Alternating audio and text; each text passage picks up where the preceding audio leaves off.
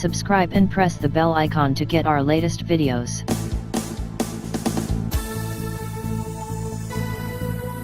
तो हेलो दोस्तों, आज आपका स्वागत है मेरे YouTube के चैनल में। दोस्तों आज के इस वीडियो में हम लोग ग्रेविटेशन कंटिन्यू करने वाले हैं। पिछली वीडियो में मैं आपको ग्रेविटेशन का बेसिक बता चुका हूँ, force, motion, circular motion, centripetal force और केपलर के कानून, इतनी चीजें हम लोग पढ़ चुके हैं। अगर आप वो वीडियो नहीं देखे तो पहले वो वीडियो जाके देख लो, आपका उधर का वो कॉन्सेप्ट क्लियर हो जाएगा। आज की इस वीडियो में दोस्तों हम लोग आगे कंटिन्यू करने वाले हैं। आगे का जो टॉपिक है, सबसे पहला टॉपिक इसके अंदर मैं पढ़ाने वाला हूँ यूनिवर्सल लॉ, और जिसको उर्दू में बोलते हैं कायनाती कानून। हम लोग यूनिवर्सल लॉ के बारे में पढ़ने वाले हैं। यूनिवर्सल लॉ हम लोग पढ़ेंगे भाई, यूनिवर्सल लॉ क्या होता है, ये चीज हम लोग पढ़ने वाले हैं। अब यूनिवर्सल लॉ एक्चुअल में इजाद कहाँ से हुआ, वही एप्पल वाली कहानी जो न्यूटन सर एक झाड़ के नीचे बैठे हुए थे, एप्पल गिरा नीचे अर्थ की तरफ, वहीं से उनके दिमाग में आया कि भाई कोई एक फोर्स एग्जिस्ट करता है दोनों के बीच में, इसीलिए दोनों बॉडी मतलब इसीलिए एप्पल अर्थ की तरफ आया। तो उनके दिमाग में ये कॉन्सेप्ट आया कि भाई एक फोर्स एग्जिस्ट करता है। वो फोर्स को उन्होंने नाम दिया, वो फोर्स को बोले कि वो फोर्स डायरेक्टली प्रोपोर्शनल होता है दोनों बॉडी के मासेस के। सपोज यहाँ पे ये दो बॉडी है, उनका कहना ऐसा था कि दोनों बॉडी एक दूसरे को अपनी तरफ बुलाती हैं, अपनी तरफ खींचती हैं। सपोज इस बॉडी का मास m1 है, इस बॉडी का मास m2 है, जैसा कि आपकी बुक में दिया है, मैं वही कॉन्सेप्ट लेके चलता हूँ। इन दोनों बॉडी के सेंटर के दरमियान, मतलब ये दोनों बॉडी का सेंटर था, इनके दरमियान का डिस्टेंस अगर d है, तो न्यूटन सर का मानना ऐसा था कि भाई इन दोनों बॉडी के बीच में एक फोर्स एग्जिस्ट करता है, वो फोर्स डायरेक्टली प्रोपोर्शनल होता है दोनों बॉडी के मास के। मतलब इस बॉडी का मास इनटू इस बॉडी का मास, दोनों बॉडी के मास का अगर प्रोडक्ट ले लूं तो ये फोर्स डायरेक्टली प्रोपोर्शनल होता है दोनों बॉडी के मास के प्रोडक्ट के। फिर उसके बाद उन्होंने बोला कि इनके बीच का जो डिस्टेंस होता है, इनके बीच के डिस्टेंस के यही फोर्स, ये फोर्स इनवर्सली प्रोपोर्शनल रहेगा इनके बीच का जो डिस्टेंस होता है उसके। मतलब यही एक जो फोर्स एग्जिस्ट कर रहा है, वो फोर्स उनके दोनों बॉडी के जो मासेस है उससे डायरेक्टली प्रोपोर्शनल रहेगा उनके प्रोडक्ट से। सेकेंडली उन्होंने बोला कि भाई वो दोनों बॉडी के जो डिस्टेंस है उसका स्क्वायर का इनवर्स प्रोपोर्शन होगा। अब यही दोनों फॉर्मूले का अगर मैं जोड़ देता हूं तो यहाँ पे आ जाएगा m1 m2 divided by d square आ जाएगा। तो ये कॉन्सेप्ट यहाँ से वो लेके आ गए कि भाई यहाँ पे इस तरीके का एक फोर्स दोनों बॉडी, मतलब ये बॉडी के अंदर भी ये बॉडी, ये दोनों बॉडी एक दूसरे को इसी फोर्स से अपनी तरफ खींच रही है। मतलब ये वाली बॉडी इसको अपनी तरफ, ये देखो ये फोर्स से अपनी तरफ खींच रही है, और ये वाली बॉडी, ये वाला फोर्स ये वाली बॉडी का है। तो ये दोनों बॉडी एक दूसरे को अपनी तरफ खींचने की कोशिश करती है। अब यहाँ पे फिर उनके दिमाग में आया कि भाई यहाँ पे एक कांस्टेंट की उन्होंने तहकीक की, उनको जांच पड़ताल की, पता किया, बहुत सारे एक्सपेरिमेंट करने के बाद यहाँ पे उन्होंने एक कांस्टेंट लाया जिसको हम लोग कैपिटल G बोलते हैं, जिसको हम लोग यूनिवर्सल लॉ एक्चुअली बोलते हैं। तो F is equal to G आ गया यहाँ पे, और यहाँ पे m1 m2 और d स्क्वायर। तो ये d क्या, ये g क्या था दोस्तों, ये g एक कांस्टेंट था जो उन्होंने तहकीक करी। उसके बाद में उन्होंने वैल्यू निकाली कि भाई उसकी वैल्यू क्या है। उसकी वैल्यू आती है 6.67 इंटू 10⁻11। ये इसकी कांस्टेंट एक वैल्यू आती है। अब उसके बाद रही बात भाई इसका, हमारे को यूनिट पता करना है, मुझे पता करना है भाई इसका यूनिट क्या है। तो बेसिकली दोस्तों मुझे भी यूनिट इसका याद नहीं रहता, मैं इसको यहाँ से डिराइव करता हूँ। सपोज यहाँ पे अगर g का यूनिट मुझे डिराइव करना है तो f यहीं पे रखता हूँ, मैं f यहीं पे रखूंगा, d इधर जाएगा तो d स्क्वायर और इधर ही आ जाएगा। m1 m2 को नीचे भेज दूंगा मैं, m1 इंटू m2 नीचे आ गया, g यहाँ पे बचा। अब यहाँ पे फोर्स का यूनिट क्या है, न्यूटन, d का यूनिट क्या है, मीटर, एक d का डिस्टेंस का यूनिट क्या होता है, ऐसा यूनिट मीटर, तो 2 मीटर है तो मीटर स्क्वायर हो गया। m1 इंटू m1 और m2 क्या है, मासेस है, तो ये हो जाएगा kg स्क्वायर। तो फाइनली इसका यूनिट क्या आ गया, न्यूटन मीटर स्क्वायर पर kg स्क्वायर। तो ये g का एक यूनिट आ गया, ये g की एक वैल्यू उन्होंने यहाँ से डिराइव करी। अब बाद में दोस्तों इसके अंदर बहुत सारे क्वेश्चन इसके अंदर पूछे जाते हैं कि भाई एप्पल ही अर्थ की तरफ क्यों आया, क्यों नहीं अर्थ एप्पल की तरफ गई। ये इसका कॉन्सेप्ट बहुत आसान है, सिंपल सा, आपको फोर्स का फॉर्मूला पता है, मास इनटू एक्सीलरेशन। और अगर मास को मैं इधर भेज दूं तो ये क्या हो जाएगा, force upon mass is equal to acceleration. अब यहाँ पे ये कॉन्सेप्ट आपको मैं क्लियर कर देता हूँ भाई, एप्पल ही मतलब एप्पल अर्थ की तरफ क्यों आया, अर्थ एप्पल की तरफ क्यों नहीं गई। इस तरीके के बहुत सारे क्वेश्चन आपको पूछे जाते हैं एग्जाम में। तो अर्थ एप्पल की तरफ इसके लिए नहीं आई क्योंकि यहाँ पे अगर हम लोग मास की बात करें, acceleration is inversely proportional to mass है यहाँ पे। तो अगर मास बढ़ेगा, जो चीज का मास ज्यादा रहेगा, जो चीज का मास ज्यादा रहेगा उसका एक्सीलरेशन क्या होगा, कम होगा। जिसका मास ज्यादा उसका एक्सीलरेशन कम। तो हमारी अर्थ का मास क्या है, बहुत ज्यादा है, इसके लिए उसके ऊपर एक्सीलरेशन क्या लगेगा, कम लगे, मतलब वो मूवमेंट क्या करेगी, हमारी अर्थ का असरा ज्यादा है, हमारी अर्थ का मास ज्यादा है, तो मास ज्यादा होने की वजह से, कमियत ज्यादा होने की वजह से अर्थ का मूवमेंट क्या होगा, बहुत स्लो होगा।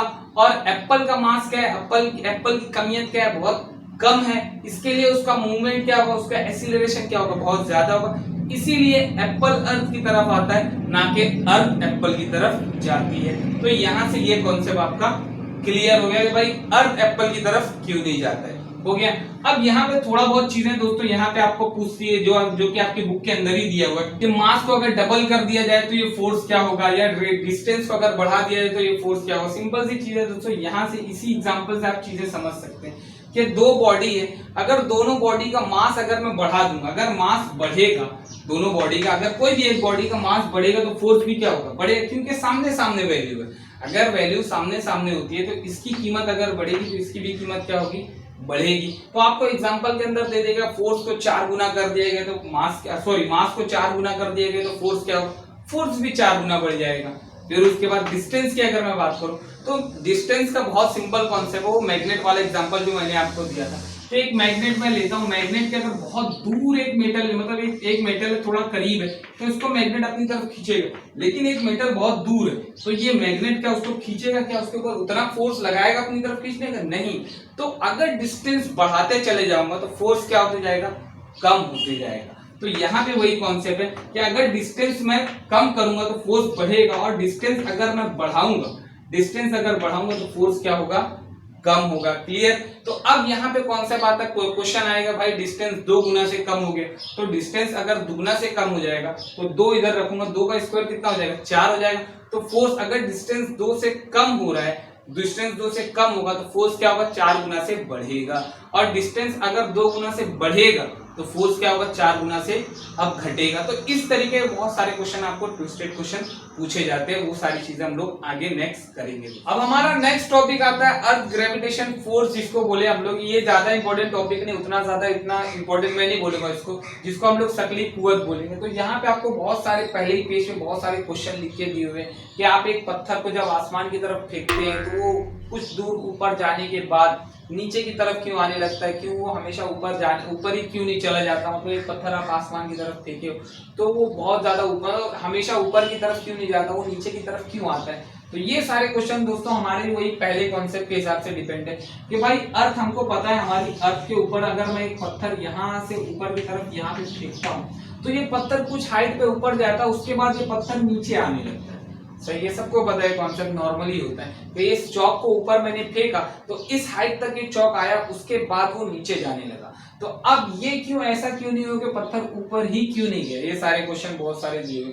अब आप सबको पता है कि भाई हमारी अर्थ, कोई भी ऑब्जेक्ट उसके अराउंड मतलब सराउंड में होता है, कोई भी ऑब्जेक्ट कोई भी चीज उसके अगर करीब होती है तो अर्थ हमारी क्या करता है, उसको अपनी तरफ खींचता है, बुलाता है, फोर्स लगाता है। तो जब एक पत्थर था, उस पत्थर को एक फोर्स से तो मैंने ऊपर की तरफ फेंक दिया, एक कुव्वत लगाया मैंने पत्थर के ऊपर, उसको ऊपर की तरफ फेंका।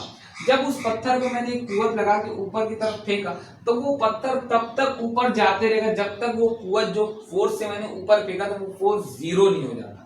सपोज एक फोर्स से मैंने उसको ऊपर फेंका था, लेकिन हमारी अर्थ भी एक फोर्स लगा के हमारी अर्थ एक फोर्स लगा के उसको नीचे की तरफ खींच रही है, पत्थर जाने की कोशिश कर रहा है ऊपर, अर्थ एक फोर्स उसके ऊपर लगा रही है जिसकी वजह से उसको नीचे की तरफ बुलाने की कोशिश कर रही है। और धीरे धीरे जो फोर्स से मैंने ऊपर भेजा था वो फोर्स को हमारी ग्रेविटेशन जो पुल था वो उसी फोर्स को कम करता जाता है। मतलब अगर 10 न्यूटन के फोर्स से मैंने पत्थर को ऊपर फेंका होगा तो वो धीरे धीरे 10 फिर 9 फिर 8 फिर 7 फिर 6, मतलब उस एक अपोजिट में उसको एक फोर्स खींच रहा है, उसकी वजह से वो फोर्स क्या होते जाएगा, धीरे धीरे कम होते जाएगा। और एक वक्त ऐसा आएगा जहां पे उस फोर्स की वैल्यू क्या हो जाएगी, जीरो हो जाएगी।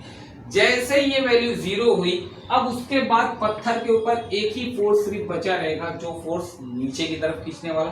तो जब पत्थर को हम लोग ऊपर फेंक रहे थे, 2 फोर्स उसके ऊपर लग रहे थे, एक फोर्स उसको ऊपर की तरफ लेके जा रहा था, एक फोर्स उसको नीचे की तरफ खींच रहा था, लेकिन ऊपर ले जाने वाला फोर्स क्या था, ज्यादा था, इसके लिए पत्थर ऊपर ही जाते जा रहा था। लेकिन जैसे ही वो फोर्स जीरो हो गया, कम हो गया इस ग्रेविटेशन फोर्स के बनिस्बत अगर मैं बोलूं, तो वैसे ही वो पत्थर वहां पे रुक जाएगा और थोड़ी देर स्टे करेगा, उसके बाद ये पत्थर नीचे आना चालू हो जाएगा। थोड़ी देर वहां पे कुछ ही बहुत माइनर सेकेंड वहां पे पत्थर रुकता है, उसके बाद पत्थर कहाँ आता है, नीचे की जानिब आना चालू हो जाता है। तो यही वजह है कि भाई वो पत्थर हमेशा ऊपर की तरफ क्यों नहीं जाता। फिर उसकी हाइट, मैक्सिमम हाइट कब तक डिपेंड करेगी, भाई जितना फोर्स आप लगा के फेंकोगे उतनी ज्यादा पत्थर ऊपर जाएगा, कम फोर्स लगाओगे तो कम हाइट जाएगी। इस तरीके के बहुत सारे आंसर दोस्तों, और इसके मैं डिटेलिंग आंसर दोस्तों आपको जब पूरा चैप्टर खत्म हो जाएगा तो वहां पे डिटेलिंग इसका आंसर बताऊंगा दोस्तों। तो ये कॉन्सेप्ट यहाँ पे आपको समझ में आ गया, पूरा कॉन्सेप्ट कि भाई अर्थ एक फोर्स से खींचता है, इसीलिए पत्थर हमेशा ऊपर नहीं जाता है। क्लियर। तो दोस्तों नेक्स्ट हमारा जो टॉपिक है वो हमारा acceleration due to gravity topic है, जिसको जमीन का शक्ली असरा उर्दू में बोलेंगे। तो अब इसके बारे में अगर मैं बोलूं, स्मॉल जी के बारे में हमको पढ़ना है। स्मॉल जी का कॉन्सेप्ट बहुत आसान है। सपोज एक ऑब्जेक्ट है हमारी अर्थ के ऊपर ही रखा हुआ है, सपोज मैं अर्थ के ऊपर खड़ा हूं और मेरे ऊपर एक फोर्स, आपको पता है कि भाई अर्थ एक फोर्स लगा के चीजों को अपनी तरफ खींचता है, तो यहाँ पे एक फोर्स, इस ऑब्जेक्ट के ऊपर एक फोर्स लग रहा होगा और ये ऑब्जेक्ट भी अर्थ को एक फोर्स से अपनी तरफ खींच रहा होगा, दोनों एक फोर्स लगा रहे होंगे। अब इसी फोर्स का, इस फोर्स का कॉन्सेप्ट हम लोग पढ़ चुके हैं, F is equal to G. Suppose earth का, ये अपनी अर्थ है, अर्थ के मास को मैं कैपिटल एम ले ले रहा हूँ, इस ऑब्जेक्ट के मास को मैं स्मॉल एम ले ले रहा हूँ, और ये दोनों के बीच का जो डिस्टेंस है एक्चुअल में ये अर्थ का रेडियस होगा, तो इसको मैं r ले ले रहा हूँ, r स्क्वायर हो जाएगा। तो यहाँ पे एक फोर्स एग्जिस्ट कर रहा है जिसकी वैल्यू के आगे F is equal to G M M upon r square आ गया। फिर यहाँ पे एक फोर्स की मैं बात करता हूँ जिसको हम लोग माँ बोलते हैं, F is equal to N into A, जिसके बारे में आपको बता चुका हूँ पिछली वीडियो के अंदर। अब यहाँ पे मास और ये एक्सीलरेशन हो गया, लेकिन अगर एक ऑब्जेक्ट अर्थ के ऊपर है तो उसके ऊपर कौन सा एक्सीलरेशन लग रहा होगा, मतलब क्या चीज उसको अपनी तरफ खींच रही होगी, अर्थ की ग्रेविटी वाली चीज होगी, अर्थ की एक ग्रेविटी होगी जो उसको अपनी तरफ खींचेगी। इसके लिए यहाँ पे जो ए होता है इसको ही हम लोग क्या कंसिडर करते हैं, जी कंसिडर करते हैं कि भाई दूसरा कोई एक्सीलरेशन नहीं लग रहा है, दूसरा कोई असरा नहीं लग रहा है, दूसरी कोई चीज नहीं खींच रही, अर्थ की ग्रेविटी उसको अपनी तरफ खींच रही है, इसीलिए यहाँ जो एक्सीलरेशन था उसको ही हम लोग क्या कंसिडर करते हैं, स्मॉल जी कंसिडर करते हैं। तो ये फोर्स की वैल्यू हो गई m इंटू जी, और यहाँ पे फोर्स की वैल्यू हो गई पूरी, ये वैल्यू आ गई। अब यही दोनों वैल्यू को हम लोग क्या करेंगे, इक्वेट करेंगे, ये हो जाएगा m into g is equal to G M M upon R square. यहाँ से ये m कैंसल आउट हो गया, तो g की वैल्यू क्या आई, equal to G M upon R square.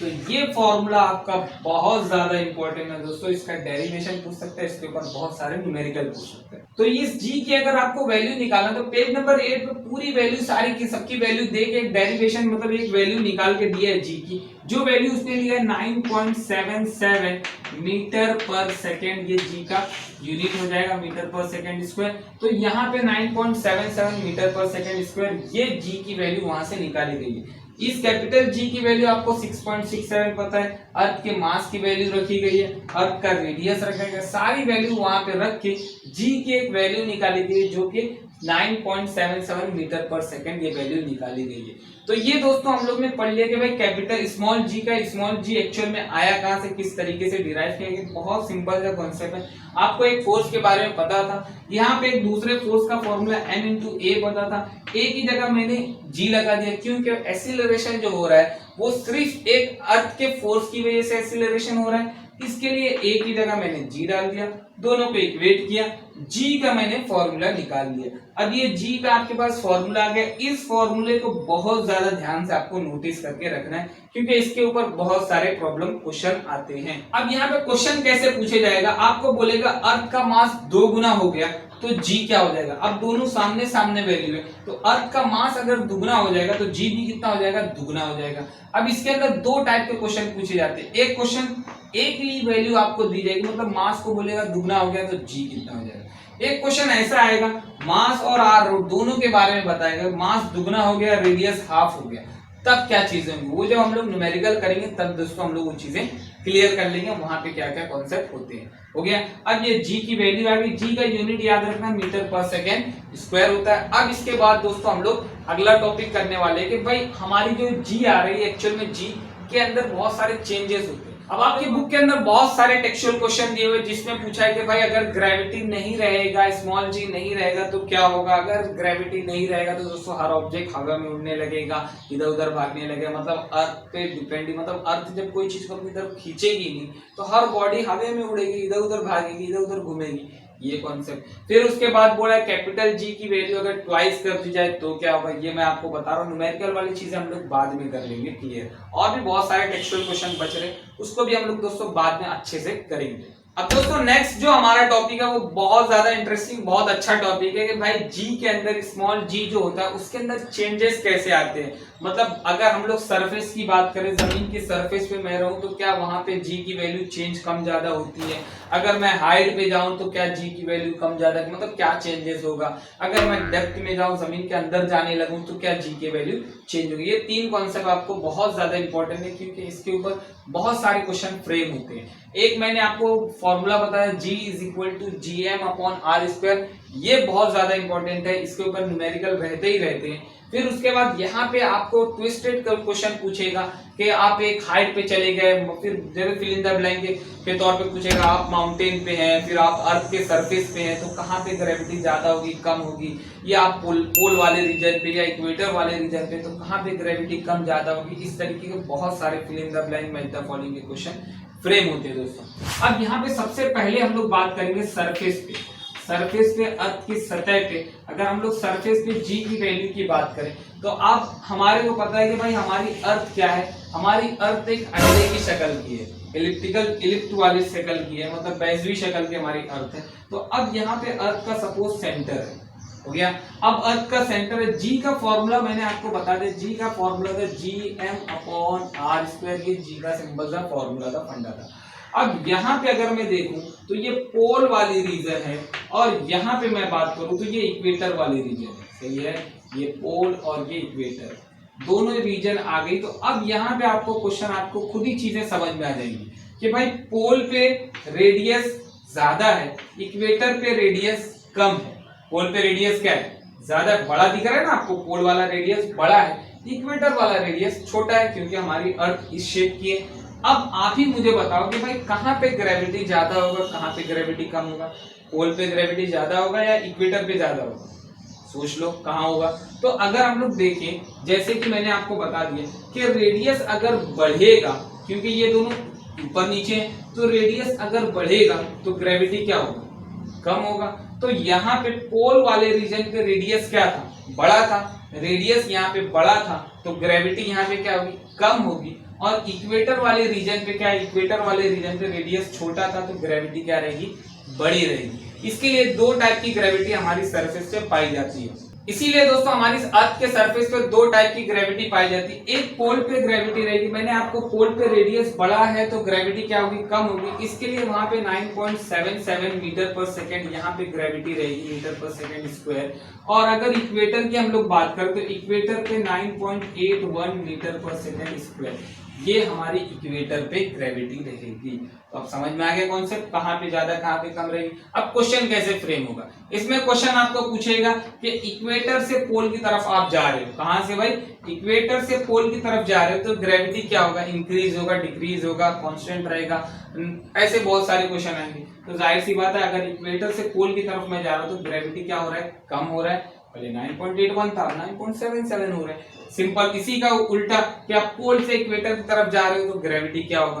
फिर इसके अंदर ही बहुत सारी, मतलब कंट्री का नाम लेके पूछ सकता है या आपको पोल बता के पूछ सकता है। इस तरीके बहुत सारे क्वेश्चन दोस्तों आपको पूछ सकते हैं। ये कॉन्सेप्ट समझ में आएगा कि हमारी अर्थ के ऊपर दो तरह की ग्रेविटी, दो तरह की कशिश एग्जिस्ट करती है, एक पोल के पास और एक इक्वेटर के पास। अब दोस्तों नेक्स्ट जो कॉन्सेप्ट आता है, नेक्स्ट हमारा आता है हाइट को लेके। क्या इसको लेके भाई, हाइट को लेके अगर हम लोग बुलंदी की बात करें, अगर हम लोग हाइट पे जाए तो क्या ग्रेविटी के अंदर चेंज आएगा। मतलब अगर मैं ग्राउंड फ्लोर पे हूँ, फिर मैं पहली मंजिल पे आ गया, फिर मैं सेकंड फ्लोर पे आ गया, फिर मैं थर्ड फ्लोर पे आ गया, तो मैं हाइट अर्थ से दूर जाते जा रहा हूँ। सिंपल सा कॉन्सेप्ट है भाई, यहाँ पे सपोज एक अर्थ है, एक बिल्डिंग है, इस तरीके की हमारी अर्थ के ऊपर एक बिल्डिंग है। अगर यहाँ पे मैं रहता हूँ और फिर दूसरी पोजीशन मेरी यहाँ है, फिर यहाँ चले जाता हूँ, तो कहाँ पे ग्रेविटी ज्यादा होगी, कहाँ पे कम होगी, कहाँ पे, इस तरीके के बहुत सारे क्वेश्चन फ्रेम होंगे। तो जाहिर सी बात है आपको पता है अर्थ के सेंटर से ये जो डिस्टेंस होता है ये r रहेगा। मैं इसी डिस्टेंस को मैं r ले लेता हूँ, फिर आगे मैं जाऊंगा तो ये रेडियस क्या होते जा रहा है, बड़ा होते जा रहा है। यहाँ पे पहले रेडियस इतना ही था, इतना बड़ा था, फिर थोड़ा सा रेडियस बड़ा हो गया, फिर आगे गया तो और रेडियस बड़ा हो गया। मतलब अर्थ से जब मैं दूर जाते जा रहा हूँ तो जो डिस्टेंस था ऑब्जेक्ट मेरे और अर्थ के बीच में, डिस्टेंस क्या होते गया, बड़ा होते गया, ज्यादा होते गया। तो डिस्टेंस जब ज्यादा होते जाएगा, डिस्टेंस अगर ज्यादा होते जाएगा, ये वैल्यू अगर बढ़ते जाएगी, ये वैल्यू बढ़ेगी तो जी क्या होते जाएगा, कम होते जाएगा, जाहिर सी बात है। तो इस तरीके का क्वेश्चन आपको पूछेगा कि एक बंदा जमीन के सरफेस पे है, मोटरसाइकिल से रोड पे जा रहा है, आप बिल्डिंग से उसको देख रहे हो, तो किसकी ग्रेविटी ज्यादा होगी, किसकी ग्रेविटी कम होगी। फिर इस तरीके से हाइटेड मतलब बहुत एल्टीट्यूड, बहुत पहाड़ी वाले इलाके में आपको बोलेगा आप पहाड़ी की सतह के ऊपर है और एक बंदा जमीन पे है, तब किसकी ग्रेविटी ज्यादा होगी। तो जाहिर सी बात है जो दूर रहेगा, जो बंदा दूर है, अगर यहाँ से, अगर ये बंदा यहाँ से बहुत दूर है तो दूर है तो आर की वैल्यू क्या रहेगी, बड़ी रहेगी। जब आर की वैल्यू बड़ी रहेगी तो जी की वैल्यू क्या रहेगी, कम रहेगी। तो जैसे जैसे आप अर्थ से दूर जाते जाएंगे ग्रेविटी उतना कम होते जाएगी। क्लियर, आप दूर जाएंगे ग्रेविटी कम होगी, आप अर्थ के करीब आएंगे ग्रेविटी क्या हो जाएगी, बढ़ेगी। तो ये कॉन्सेप्ट यहाँ से क्लियर हो गया, रेडियस को लेके हो गया, हाइट का कॉन्सेप्ट, बुलंदी का कॉन्सेप्ट भी क्लियर हो गया। तो नेक्स्ट दोस्तों हम लोग पढ़ने वाले हैं डेप्थ के बारे में। अगर डेप्थ के अंदर हम लोग जाएंगे, अर्थ की गहराई में जाएंगे, तो ग्रेविटी के अंदर क्या चेंज आएगा, तब उस शकली कशिश के अंदर क्या तरीके की तब्दीली आएगी। तो अब यहाँ पे अगर अर्थ के अंदर मैं जा रहा हूँ तब ग्रेविटी के अंदर पूछा, तो ग्रेविटी का आपको फॉर्मूला पता है Gm/r²। तो अब आपके दिमाग में एक चीज आएगी, यार जब हम लोग अर्थ के अंदर जा रहे थे तो रेडियस तो कम होता जा रहा था, पहले इतना था, फिर अर्थ के अंदर गया तो रेडियस तो कम होते जाएगा। रेडियस जब कम होगा तो ग्रेविटी क्या होगी, बढ़नी चाहिए थी। मतलब इस तरीके के देखो आपको बहुत सारे क्वेश्चन ट्विस्ट करके पूछेगा कि भाई अर्थ के अंदर आप जा रहे थे, ऐसा क्वेश्चन कि जब अर्थ के ऊपर आप जा रहे थे तो रेडियस बढ़ रहा था तो ग्रेविटी कम हो रही थी, आप अर्थ के अंदर जाएंगे तो रेडियस कम होगा तो ग्रेविटी क्यों नहीं, वहां पे ग्रेविटी बढ़ती है, वहां पे ग्रेविटी क्यों कम होती है। तो यहाँ पे सिंपल सा कॉन्सेप्ट याद रखो, जब आप अर्थ के अंदर जाते हो, मैं अर्थ के अंदर जा रहा था, जाहिरी तौर पे आपको लग रहा है कि भाई रेडियस, हाँ भाई रेडियस कम हो रहा है, जाहिर की तौर कि भाई रेडियस कम होगा, लेकिन रेडियस के साथ साथ आपका अर्थ का मास भी क्या हो रहा है, कम होगा। जब आप अर्थ के ऊपर जा रहे थे अर्थ के मास के अंदर कोई चेंजेस नहीं आ रहा था, लेकिन जब आप अर्थ के अंदर जा रहे थे, इतना एरिया आप ट्रेवल कर लिए, इतनी अंदर सपोज आप आ गए, तो ये इतना मास निकल जाएगा अर्थ का। मतलब थोड़ा सा रेडियस कम होगा, रेडियस थोड़ा सा कम होगा, मास बहुत ज्यादा कम होगा। क्लियर, कि जब आप अर्थ के अंदर जा रहे थे दो चीजें, मतलब अगर रेडियस की बात करो, रेडियस तो कम हो गए लेकिन उसके साथ मास बहुत ज्यादा कम होगा। मतलब आप इधर पे इस पोजीशन पे आ गए तो इतना सारा मास निकल जाएगा बाहर, तो इतना ही मास बचेगा। तो थोड़ा सा रेडियस के अंदर चेंज आता है और मास बहुत ज्यादा निकल जाता है।